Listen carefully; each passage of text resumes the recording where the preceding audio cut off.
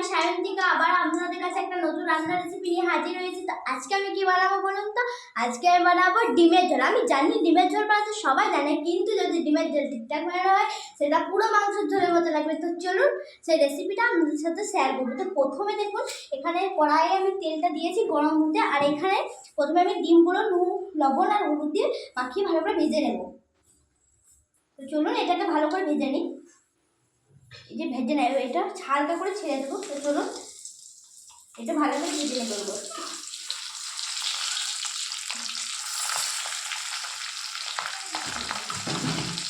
দেখুন, এই যে বন্ধুরা দেখুন আমার যে ডিমগুলো ভাজা হয়ে গেছে, এবার ডিমগুলো আস্তে আস্তে উঠিয়ে নেবো।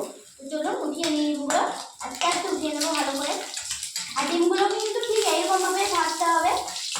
এর ওপরে কয়েক কুচি টমেটো দিয়ে দেবো।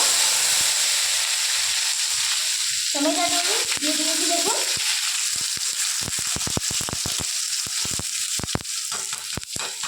এরপরে টমেটোগুলো হালকা দিয়ে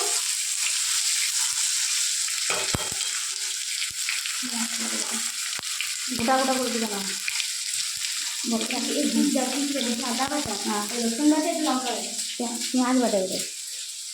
পেঁয়াজ, আদা বাটা, পেঁয়াজ বাটা, এটা পেঁয়াজ বাটা না, এটা রসুন বাটা। রসুন বাটা, হ্যাঁ, এটা আদা বাটা, এটা লঙ্কা বাটা, ওই পেঁয়াজ বাটা এক চামচা করে দাও।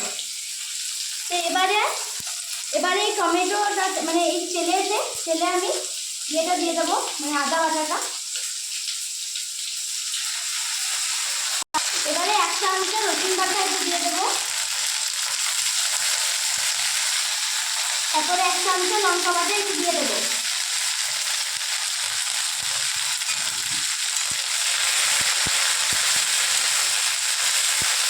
এতে পরিমাণ মতো লবণ দিয়ে দেবো। তারপরে পরিমাণ মতো হলুদ গুঁড়ো দিয়ে দেবো। এতে পরিমাণ মতো মিট মশলা গুঁড়ো দিয়ে দেবো। এই যে পেঁয়াজ বাটাটা দিয়ে দেবো।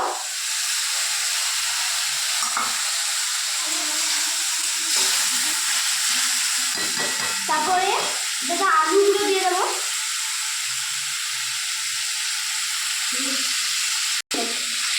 এটাকে ভালো করে নাড়তে থাকবো। আলুগুলো দিয়ে দেবো, সেদ্ধ করা আলুগুলো দিয়ে দেবো এটাতে।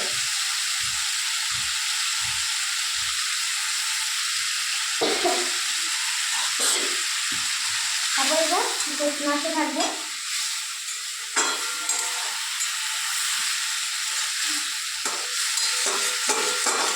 এই যে আলুগুলো কষা হয়ে গেছে, এবারে পরিমাণ মতন একটু জল দিয়ে দেবো।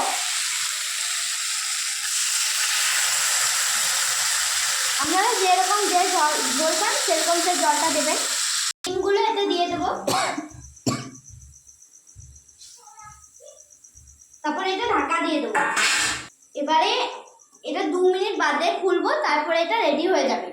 বন্ধুরা কত সুন্দর কালারটা এসেছে, আমার ডিমের ঝোল পুরো রেডি। এটা কিন্তু তোমরা সবাই ঘরে ট্রাই করবে, খুবই সুন্দর এটা খেতে। এটা পুরো মাংসের ঝোল ফেল, এটা যদি তোমরা ঘরে করো হাতটা চেটে পুটে খাবে, খুবই সুন্দর হয়। তো আজকে এটুকুই, আবার নতুন একটা রান্নার রেসিপি নিয়ে তোমাদের সাথে হাজির হব।